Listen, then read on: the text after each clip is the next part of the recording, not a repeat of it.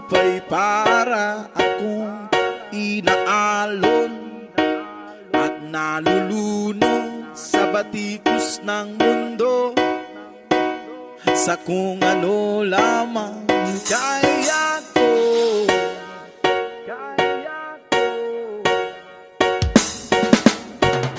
Bigang-biga na sa mga problemang di masolusyonan agad, parang wala nang bukas. Pwede bang umiwas?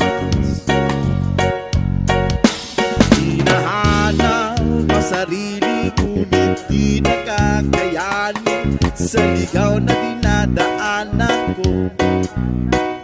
Saan na to patungo? Saan ako patungo?